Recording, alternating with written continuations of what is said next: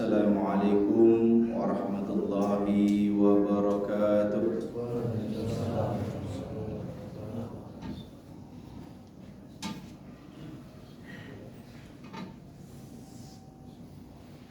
Allahu Akbar, Allahu Akbar, Allahu Akbar, Allahu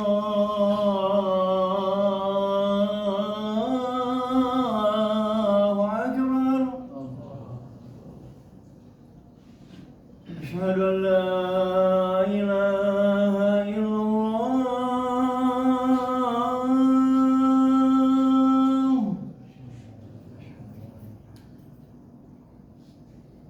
Asyhadu an la ilaha illallah.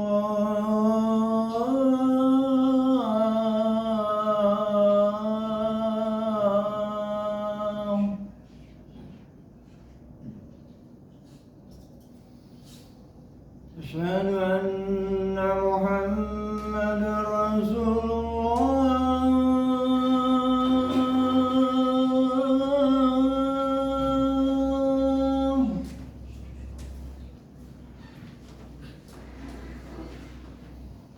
Asyhadu anna Muhammadar Rasulullah.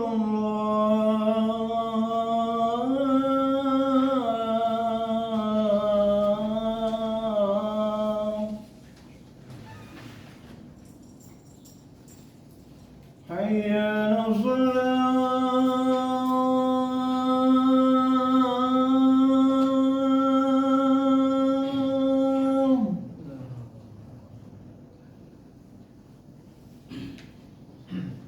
Hayya 'alas salah.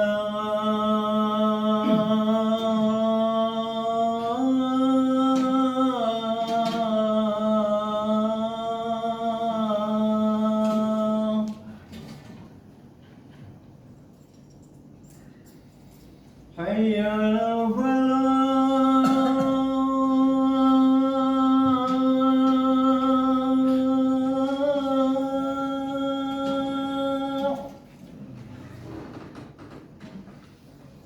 Hayya 'alal falah.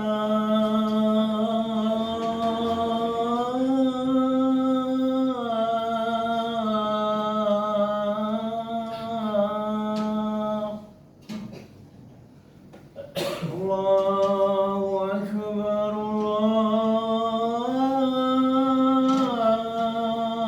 Allahu Akbar. La ilaha illallah.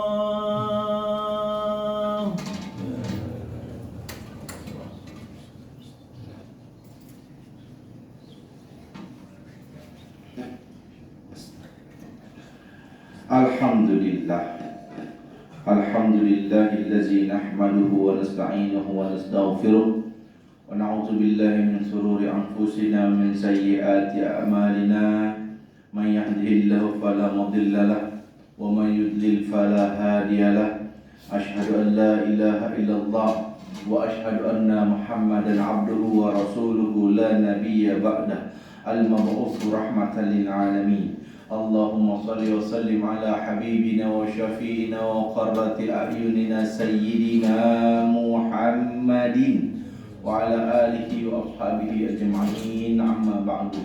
Fa ya ibadallah, usikum wa nafsi bi taqwallah, faqad fazal muttaqun kama amara Allah ta'ala fi kitabihil karim. A'udzu billahi minasy syaithanir rajim. Ya ayyuhalladzina amanu taqullaha haqqa tuqatih wa la tamutunna illa wa antum muslimun. Alhamdulillah, siang yang berbahagia ini semoga Allah Subhanahu wa taala senantiasa memberikan kepada kita nikmat iman, Islam, sehat walafiat. Dan salawat dan salam atas Nabi Muhammad sallallahu alaihi wasallam. Kita sudah berada di bulan terakhir tahun 2023. Waktunya kita untuk merefleksi diri kita, apa yang sudah baik kita tingkatkan, apa yang buruk kita kurangi. bahkan kalau bisa ditiadakan sama sekali. Sebagai bahan renungan kita di waktu yang singkat ini, Al-Fakir hanya ingin fokus pada satu hal. Yang satu hal ini seandainya kita lakukan, niscaya Allah Subhanahu wa Ta'ala pasti memasukkan kita ke surganya Allah Subhanahu wa Ta'ala. Sebagaimana sabda Rasulullah Muhammad sallallahu alaihi wasallam, "Kullu ummati dakhala al-jannah." Semua umatku pasti masuk surga, illa man aba, kecuali yang tidak mau. Faman ya'ba ya Rasulullah? Siapa yang enggak mau masuk surga wahai Rasul? Man ata'ani dakhala al-jannah. Siapa yang taat kepadaku pasti masuk surga. Wa man asani faqad aba. Siapa yang bermaksiat, melanggar ketentuanku, maka dia orang yang enggak mau masuk surga. Dan Allah juga perintahkan dalam Al-Quran, wa ma atakumur rasulu fakhuzu.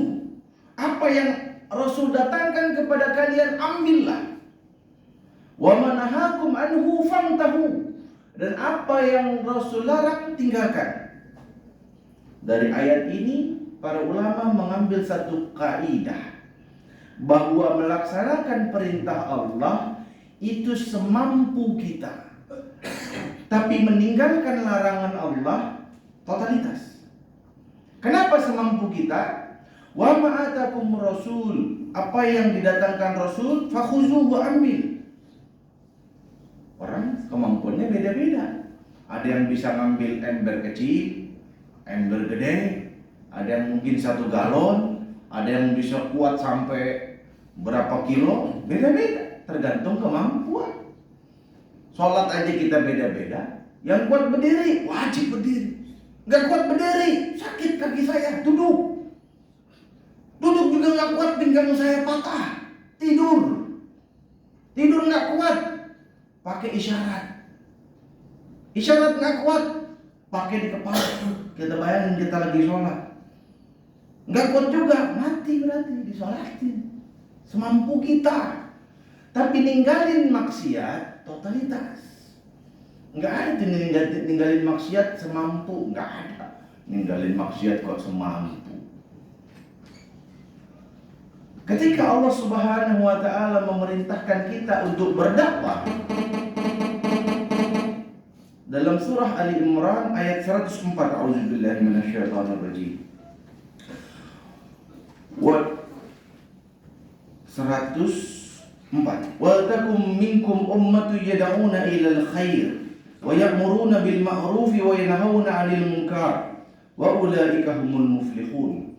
Wal lam amr menunjukkan wajib. Wa dan lam amr dan wajib.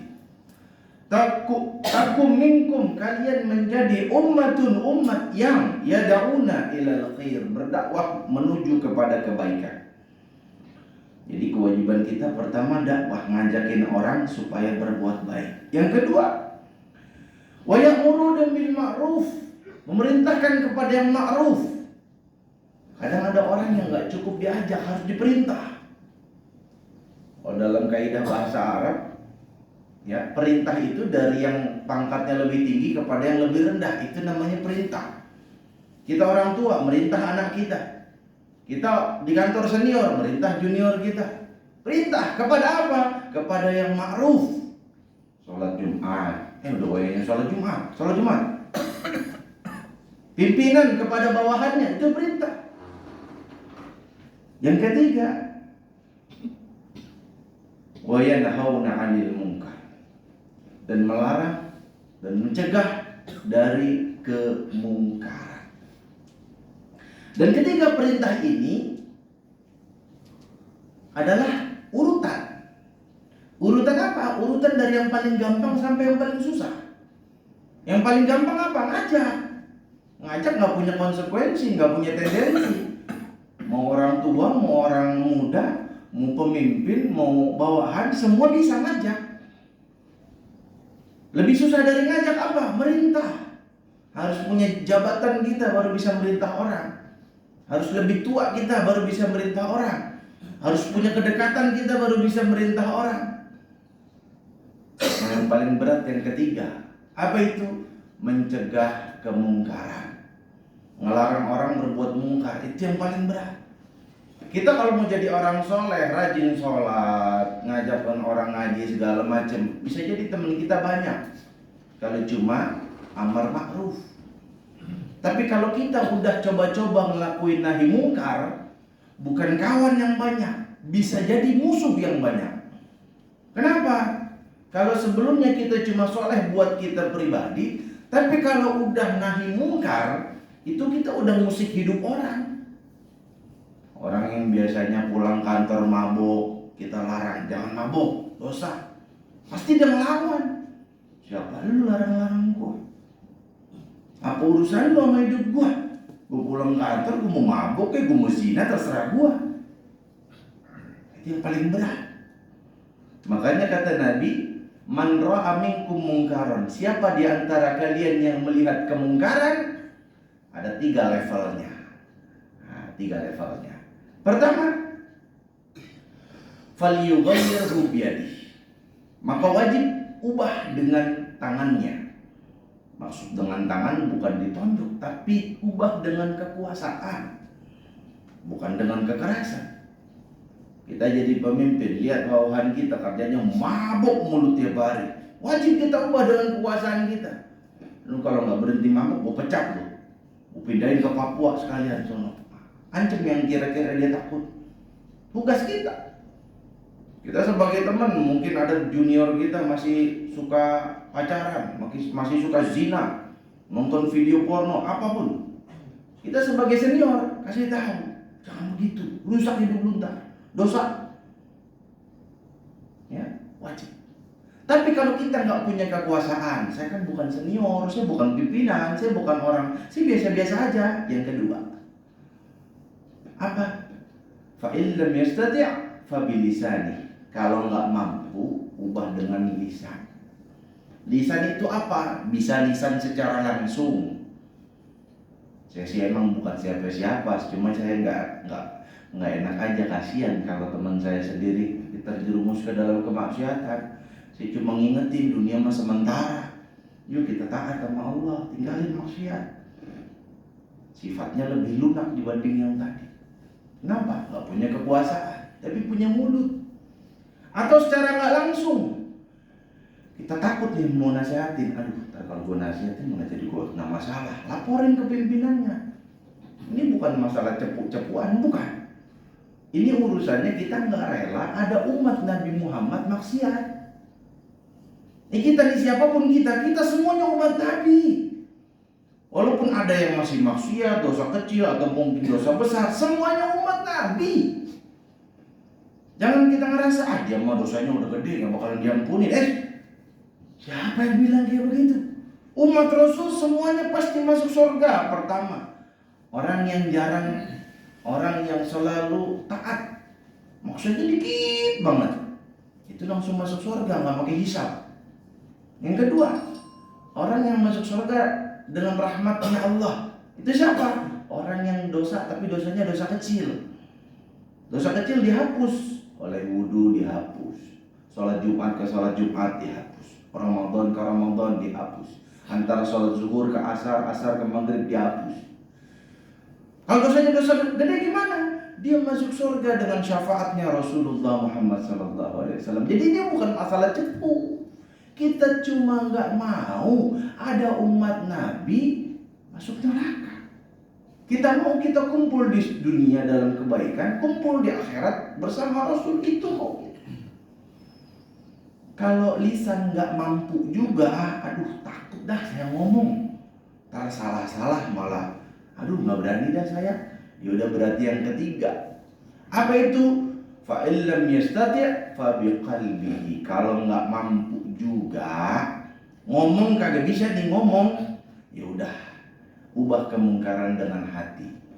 Apa itu ubah kemungkaran dengan hati? Pertama, kita nggak ikut kontribusi. Ada orang mau pesta seks misalnya, kita kontribusi, dia terpunyumbang cewek satu, itu namanya sama kita ikut kemungkaran. Walaupun kita mungkin nggak ikut zinanya, ntar gue bayaran dah, dan seterusnya. Yang kedua, model mengubah kemungkaran dengan hati itu artinya kita nggak ridho, kita nggak kontribusi, dan kita nggak ridho. Gue nggak ridho ada kemungkaran kayak begitu di perusahaan gue. Gue nggak ridho ada kemungkaran kayak begitu di komplek gue. Begitu. Berat orang nahi mungkar, berat. Makanya Imam Hanafi sampai di penjara, Imam Malik sampai di penjara, Imam Hambali digebukin di penjara. Nauzubillah min zalik. 3 khalifah turun, ganti lagi, turun, ganti lagi, turun, ganti lagi, baru dibebasin dari penjara. Imam Ahmad digebukin di penjara sampai tulangnya patah-patah. Kurang apa? Berat nahi mungkar itu, karena udah ngurusin hidup orang. Orang zaman sekarang kan paling gak suka diurusin hidupnya. Lalu kemungkaran apa yang dianggap biasa oleh manusia? Yang pertama, ninggalin sholat. Saya awalnya gak percaya loh, kok bisa ada orang kagak sholat. Sampai akhirnya saya tanya sendiri. Murid saya di sekolah mana ada aja tuh. Subuh kagak sholat. Kenapa subuh kagak sholat? Kesiangan saat bangunnya. Isya kagak sholat. Kenapa Isya gak sholat? Udah ngantuk. Ninggalin sholat. Bukan gak sholat di masjid, bukan. Enggak sholat. Kalau nggak sholat di masjid masih perbedaan pendapat para ulama, apakah wajib, apa enggak sholat berjamaah. Tapi kalau udah ninggalin sholat, semua ulama sepakat dosa dan dosa besar. Ini sering dianggap remeh nih. Kalau kita punya anak, ingetin jangan sampai ninggalin sholat. Wa'mur ahlaka bis-sholah wastabir 'alaiha. Suruh keluarga kalian untuk negakin sholat dan sabar ketika nyuruhnya. Sabar itu jangan berhenti. Udah ingetnya kagak ngerti-ngerti aja, namanya nggak sabar. Sabar. Yang kedua, yang dianggap biasa itu adalah nggak punya malu. Padahal Nabi bilang, kalau orang udah nggak punya malu, terserah dia mau ngapain. Itu ungkapan celaan. Kalau orang udah nggak punya malu, al-haya'u minaddin, malu itu bagian dari agama. Kalau nggak punya malu, mau disebut apa? Kita manusia ini punya malu, makanya kita pakai baju karena malu. Makanya kita tutup aib kita karena malu. Tapi kalau orang udah nggak punya malu, zaman dulu, zaman saya masih SD, SMP, SMA, kalau orang pacaran itu biasanya paling banter foto pacarnya ada di dompet. Itu doang paling banter. Zaman sekarang, kita ngeliat foto perempuan, tinggal lihat aja IG-nya, mau beragam macam pose. Mau dari yang pakai baju sampai yang kagak, tergantung orangnya. Tak ada tuh begitu. Nauzubillah min dzalik. Belum lagi ada sosial media baru, joget terus tiap hari. Nauzubillah min dzalik. Yang ketiga, ini bentar lagi nih, banyak orang ikut-ikutan latah ngucapin selamat hari raya agama lain. Itu dianggap biasa itu. Gak boleh. Toleransi itu artinya kita ngebiarin orang. Oh dia mau ke gereja, biarin, jangan diganggu. Itu toleransi. Bukan berarti orang ke gereja, udah gue ikutan, kagak boleh. Gak ada urusan itu toleransi dengan kita mengucapin selamat bagi agama lain. Selamat itu berkaitan dengan keyakinan. Kita punya teman kita naik pangkat, kita yakin beneran dia naik pangkat. Selamat ya, kita yakin. Orang punya keyakinan bahwa Tuhannya punya anak, dilahirin dari seorang perempuan. Lalu kita bilang selamat ya, selamat Tuhan lu baru lahir. Auzubillah min dzalik. Kok bisa ada orang Islam ngomong begitu? Lalu membantah lagi, ulama ada juga yang ngebolehin, iya, bagi orang di barat. Baca buku Syekh Yusuf Qaradawi, judulnya Fikih Aqaliyah. Itu fatwa beliau ketika ditanya oleh orang Islam di barat. Kalau konteksnya di barat beda sama di Indonesia. Di Indonesia kita mayoritas, di barat minoritas. Dan fatwa itu hanya berlaku pada satu tempat tertentu. Belum tentu fatwa di barat cocok di Indonesia. Jangankan di barat, fatwa di Arab aja belum tentu cocok sama di Indonesia. Fatwa tergantung. Dan mayoritas ulama mengatakan haram, udah gak usah dikerjain. Yang keempat, mujahirun. Zaman sekarang banyak banget mujahirun. Padahal kata Nabi, kullu ummati mu'afa. Semua umatku itu diampuni nama Allah pasti. Illal mujahirun. Kecuali orang yang terang-terangan nama dosa. Dosa kau bangga. Cuma nama pacar direkam masukin TikTok. Nauzubillah min dzalik. Bukan, saya pernah dengar dari murid saya kayak katanya ada konten YouTuber yang ciuman mulu di kontennya. Nauzubillah min dzalik. Bisa ada orang begitu. Mujahirun, terang-terangan nama dosa, bangga lagi punya dosa. Saya itu orang gede. Kalau saya nonton film porno, emang salah saya apa? Salah jelas. Mujahirun itu namanya, bangga sama dosa. Ya. Lalu kesalahan yang dianggap biasa, buka aurat. Yang keberapa tuh? 5. Buka aurat. Berapa banyak orang Islam nutup auratnya pas sholat doang. Kita punya istri, nutup aurat kagak, dibiarin keluar dari rumah. Kita ini diminta pertanggungjawaban sama Allah. Dikata suami itu cuma kerjanya ngasih nafkah doang. Kagak. Tugas kita mastiin anak dan istri kita taat sama Allah. Keberapa itu? 6. Korupsi. Dianggap biasa. Jangan dikira pejabat doang korupsi. Semua orang bisa korupsi. Guru bisa korupsi. Korupsi nilai, korupsi waktu. Karyawan bisa korupsi. Korupsi uang harusnya sekian juta dipotong, ntar sisanya buat buaya. Korupsi. Kenapa nggak terus terang aja? Pak, saya dapat ini dari ini. Boleh ya? Boleh. Halal tuh. Tapi kalau kagak, kwitansinya udah saya nulis. Korupsi. Gak pernah fotokopi. Kwitansinya mau ditulis apa enggak, Pak? Ya ditulis, masa nggak ditulis? Saya baru paham maksud dia. Terserah saya mau tulis berapa. Nauzubillah min dzalik. Korupsi. Yang ketujuh, kolusi, suap. Ada salah satu aktivis dakwah cerita dengan bangganya, dia baru ditilang sama polisi di salah satu jalan. Dia bilang, wah gua kasih sekian aja, langsung diem tuh. Saya langsung merah muka saya.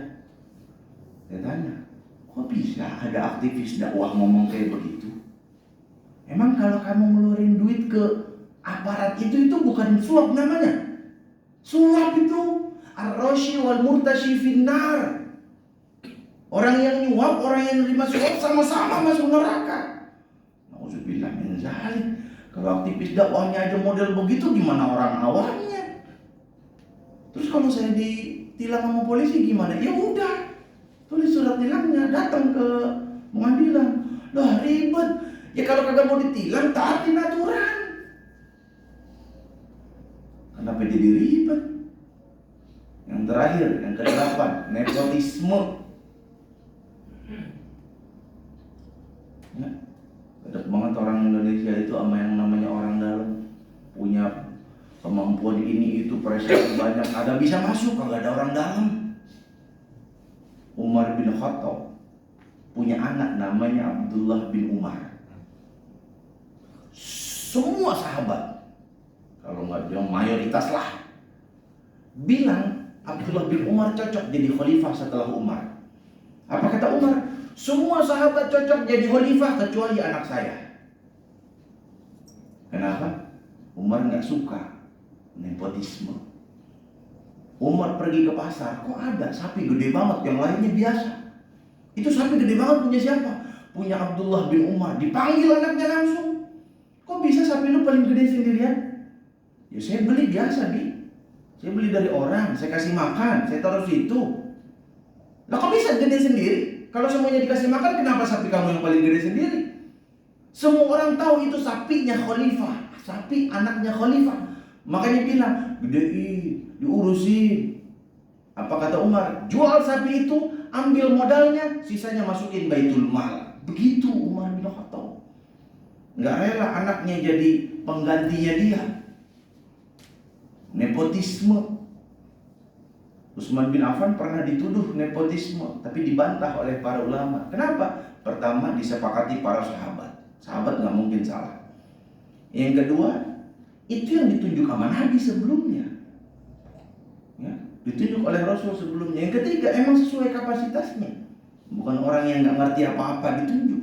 Cuma gara-gara modal dekat sama khalifah. Ya. Mudah-mudahan di akhir tahun ini jadi refleksi bagi kita. Paling enggak 8 dosa ini jangan kita kerjain dah. Karena dosa ini sering dianggap biasa sama orang. Mudah-mudahan kita semua kumpul di dunia dalam kebaikan dan kumpul di surganya Allah bersama Rasulullah Muhammad sallallahu alaihi wasallam. Aku qouli hadza wa astaghfirullah li wa lakum wa li sairil muslimina wal muslimat wal mu'minina wal mu'minat fa astaghfiru innahu huwal ghafurur rahim.